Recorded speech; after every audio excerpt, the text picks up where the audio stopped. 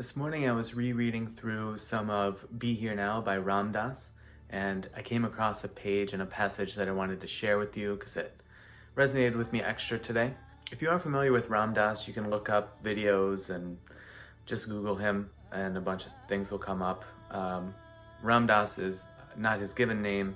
His given name is Richard Albert, and he was part of that whole psychedelic LSD scandal with Timothy Leary back in the 60s, I think. He then went off to India and had this pretty profound spiritual awakening and died relatively recently, unfortunately, but he lived the remainder of his life in that sort of realm and wrote this book and wrote several other books, did a lot of speaking.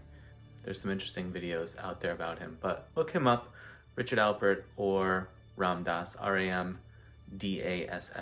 This is really early on in the book. It's just part of page 3, but it says, "It all resides in your heart. If you can go within your spiritual heart, that which nourishes and heals your heart, you will then know that you are He. And it is from this place in your heart cave, where we are now, we watch the entire drama that is our lives. We watch the illusion with unbearable compassion." It's a cool book. This is the cover, and as you get into it, past the intro, it's oriented this way and it has all these incredible drawings just intermixed in with the text. Yeah, sometimes like this, the imagery flowing through and over the text.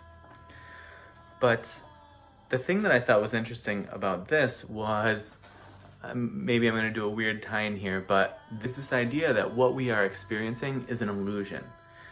This is through the Hindu text, this is through Taoism, obviously it's in Ram Dass's book. Many of the poems of Rumi talk about this. And it's interesting to me that they're referring to this illusionary state or nature of our being as we are currently experiencing it. And now, present day, there's this idea around us being in a simulation and that's what we're actually experiencing. When I start to kind of notice things cropping up in different ways at different periods of time, and I mean these are extensive periods of time. The Bhagavad Gita is 5,000 years old. The Tao Te Ching's 2,500 years old. Be Here Now was written in the 20th century, and now today we have this simulation theory that some people are very, very bought into, some very smart people think is quite likely. When I find those things that have this really consistent through thread, even if the language about how it's described or exactly what it's called change, if you can recognize that, oh, that's actually quite similar or is maybe identically the same thing, that lets me know that maybe there's something there and that maybe you should pay a little bit of extra attention to it and see if it kind of resonates with you at all. Maybe there's something there that you can start to live. That's all for this video. I will see you in the next one. Please like and subscribe if you are enjoying these videos. It goes a long way. I really appreciate it. See you soon.